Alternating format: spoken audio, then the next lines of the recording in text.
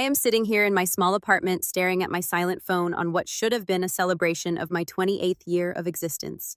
Not a single message from my family. Not one call. The silence is deafening, yet somehow liberating. I do not have to pretend to be grateful for half-hearted wishes or forced smiles anymore. You might wonder how it came to this. How did I, Sienna, end up spending my birthday completely alone, invisible to the people who brought me into this world? Before I dive into this story, let me know in the comments where you are watching from and if you have ever felt invisible in your own family. Please hit that like button and subscribe for more real family stories. Now let me tell you how a simple decision on my birthday changed everything with my parents forever. Growing up as the only son in a family of 3 children taught me early that boys and girls were treated very differently in the Parker household.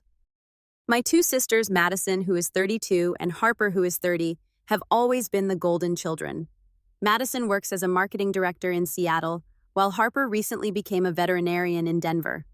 I work as a software developer here in Portland, Oregon, living about 20 minutes from our childhood home. My father, Richard, has been a civil engineer for over 30 years, and my mother, Patricia, works as a registered nurse at the local hospital. From the outside, we look like the perfect American middle-class family. White picket fence, suburban house, successful kids. But the reality inside our home tells a completely different story. Every year, Madison and Harper receive birthday celebrations that could rival wedding receptions.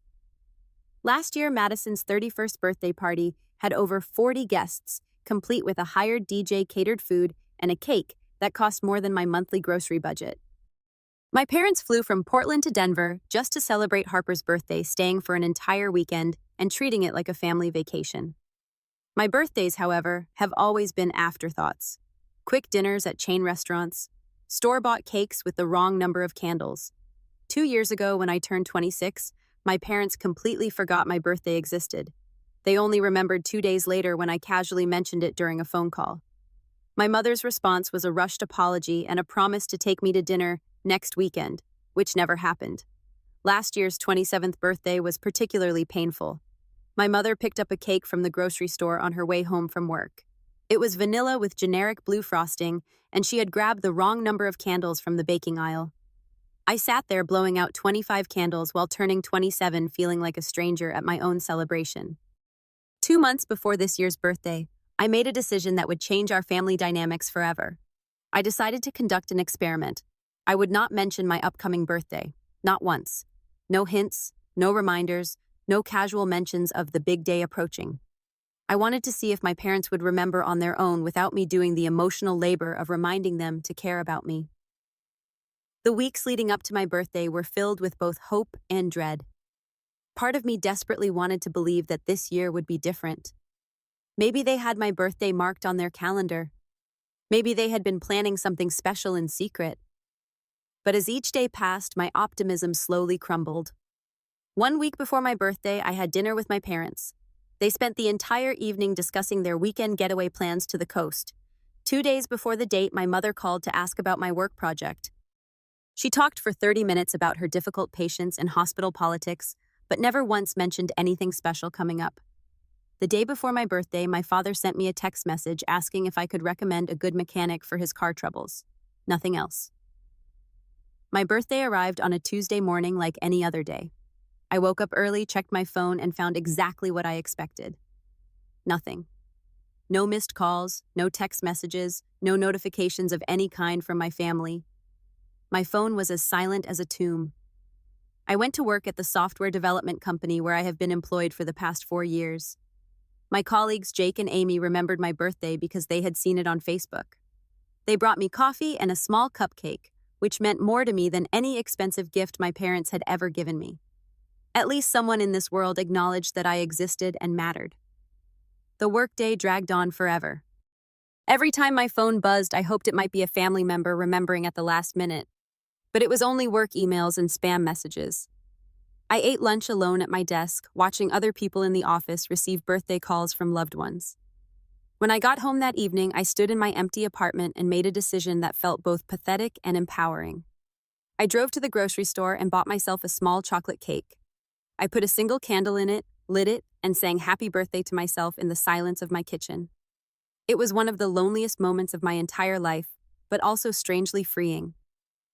2 days after my birthday, Harper called me from Denver. She was excited about a promotion she had just received at the veterinary clinic.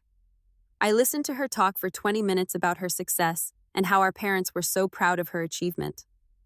When there was finally a pause in her monologue, I decided to test something. "Has anything special happened in our family recently?" I asked, giving her the perfect opportunity to remember. "Not really," she replied without hesitation. "Why do you ask?" "Just wondering if I missed any important dates or events this week."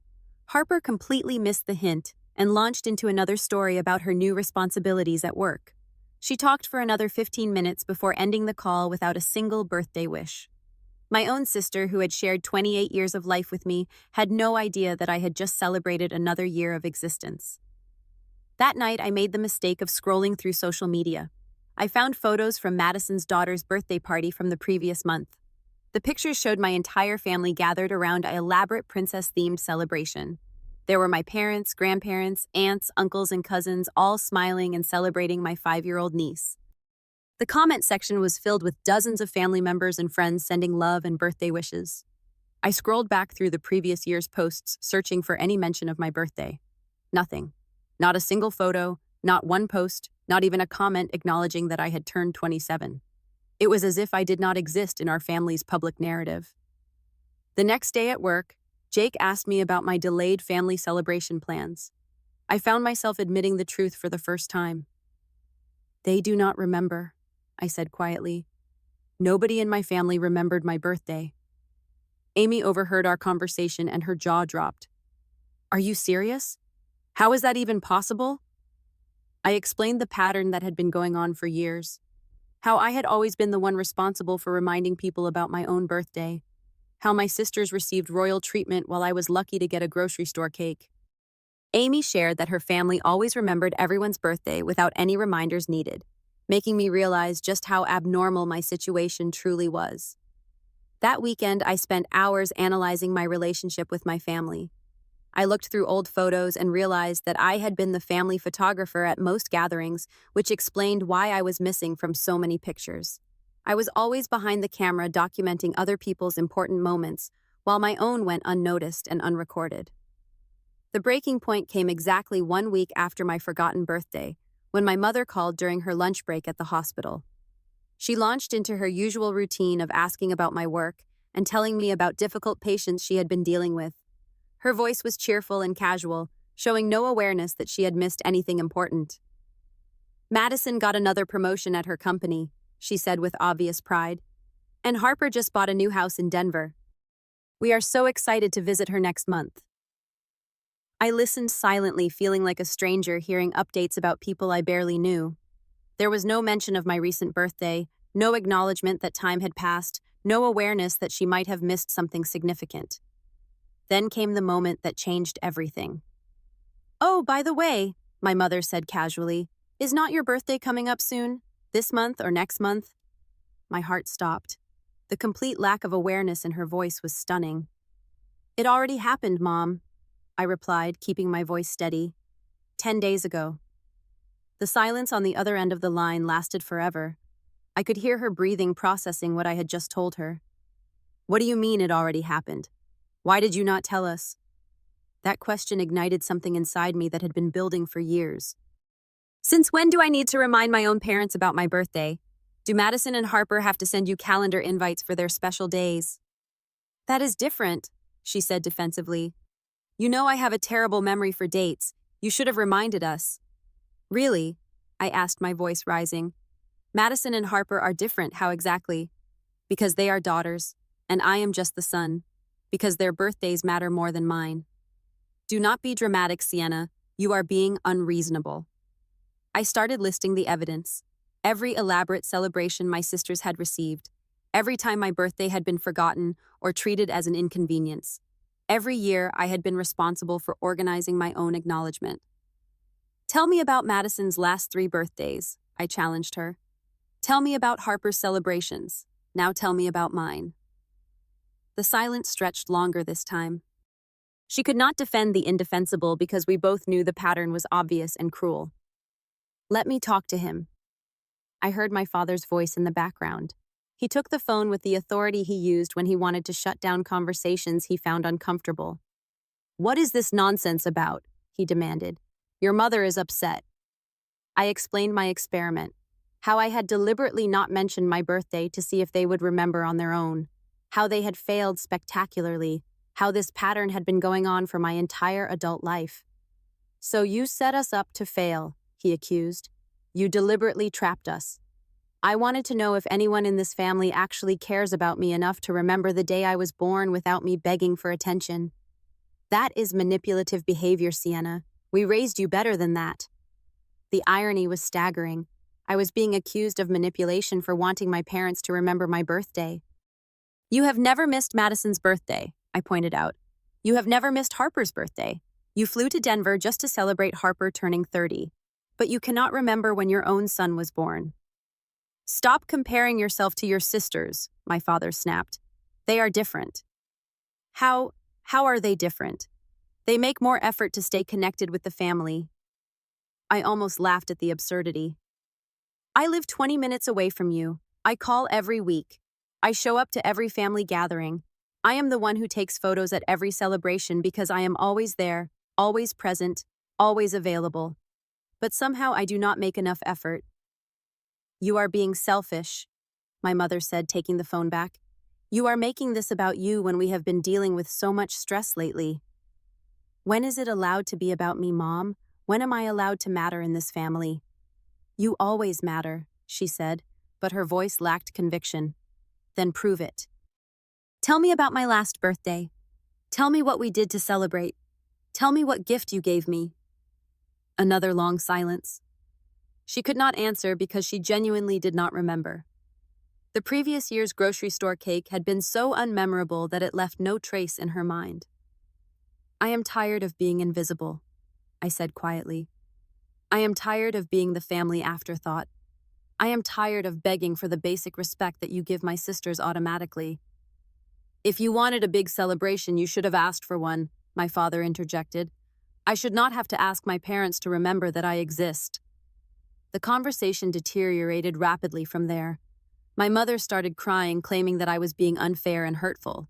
My father accused me of creating drama and trying to guilt them for their honest mistakes. They turned my pain into evidence of my character flaws rather than examining their own behavior. "Maybe if you showed more gratitude for what we have done for you over the years," my mother said through her tears, "we would be more motivated to celebrate you." That comment broke something inside me that had been hanging by a thread for years. What exactly should I be grateful for? For being forgotten? For being treated like the spare child? For having to remind my own parents that I matter? "We are done with this conversation," my father declared. "Call us when you are ready to apologize for this behavior." The line went dead. I sat there holding my silent phone, realizing that they had managed to make my forgotten birthday entirely my fault. According to them, I was selfish, manipulative, and ungrateful for wanting basic acknowledgement from my own parents. That night marked the beginning of the most difficult but transformative period of my life. I made a decision that felt both terrifying and necessary. I would not call my parents. I would not apologize. I would not take responsibility for their failure to treat me with basic respect. For the first time in my life, I would stop doing the emotional labor required to maintain our dysfunctional relationship. The first few days were incredibly painful. I kept reaching for my phone to call them, then stopping myself. I had been trained since childhood to smooth over family conflicts and take blame for problems I had not created. Breaking that pattern felt like going against my fundamental programming. I threw myself into work and focused on building stronger relationships with people who actually valued my presence. Jake and Amy became genuine friends outside of the office.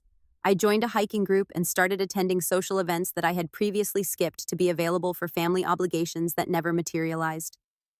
2 weeks after our explosive phone call, something unexpected happened. Madison called me from Seattle, sounding confused and concerned. "Dad told me you had some kind of fight about your birthday," she said. "I have to admit I did not realize it had passed. I am sorry about that." Her honesty was refreshing compared to our parents' defensiveness. "When was the last time you forgot Mom or Dad's birthday?" I asked her. "Never," she admitted immediately. I have them marked in my calendar every year. When was the last time you forgot Harper's birthday? I have never forgotten her birthday either. We usually plan something weeks in advance. There was a long pause. Oh my God, I have never marked your birthday in my calendar, have I? Nope. Sienna, I am so sorry. I never realized how unfair this has been. Her genuine remorse was more healing than any forced apology from our parents would have been. Madison admitted that she had always assumed our parents were handling my birthday celebrations, just like they handled everything else for me. She had never questioned why I was not included in their group planning for family celebrations. 3 weeks after the phone call disaster, Harper drove from Denver to Portland to see me in person. She arrived at my apartment with tears in her eyes and a carefully wrapped gift. I have been thinking about our conversation patterns, she said before I could even invite her inside. Every time we talk, I monopolize the entire conversation with my problems and achievements. I never ask about your life. I never remember important dates. I have been a terrible sister. Harper's visit was the beginning of a real relationship between us. We talked for hours about family dynamics and childhood memories. She helped me realize that our parents had trained all of us to center attention on the daughters while treating me as a supporting character in their story. 1 month after my birthday, I received a handwritten letter from my parents. Not an email or a text message, but an actual letter delivered through the postal service.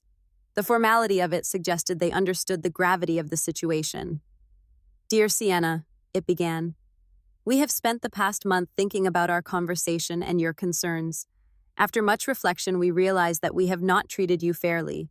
We have taken your presence for granted and failed to celebrate you the way you deserve. We would like the opportunity to make this right if you are willing to give us that chance. The letter was 3 pages long and included specific acknowledgments of their failures and concrete plans for change. They had clearly spent significant time and effort crafting it, which meant more to me than any expensive gift would have. But I was not ready to simply forgive and forget. I had spent 28 years accepting crumbs of attention while watching my sisters receive full meals of love and support. Real change would require more than a heartfelt letter. I called them and outlined my conditions for rebuilding our relationship.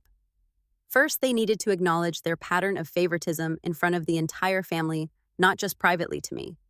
Second, we would need to attend family therapy sessions to address the underlying dynamics that had created this situation. Third, future celebrations and family planning would need to include me from the beginning, not as an afterthought. To my surprise, they agreed to all of my conditions. Our first family therapy session was scheduled for the following month. Madison and Harper also agreed to participate, recognizing that changing our family culture would require effort from everyone. The therapy sessions were challenging but productive. Our counselor helped my parents understand how their unconscious bias had affected me throughout my childhood and adulthood. They began to see how their different expectations for sons versus daughters had created an environment where I felt invisible and unvalued. My next birthday was completely different. My parents started planning 6 weeks in advance, just like they did for my sisters. They asked me what kind of celebration I wanted, where I wanted to go, what kind of cake I preferred. For the first time in my adult life, my birthday felt like a genuine celebration, rather than an obligatory afterthought. The most significant change was not in the party planning, but in the daily interactions. My parents started calling me regularly to ask about my life, not just to update me on family news. They began including me in group texts and family planning discussions. Most importantly, they started seeing me as an individual with my own needs and desires, rather than just the dutiful son who would always be there no matter how he was treated.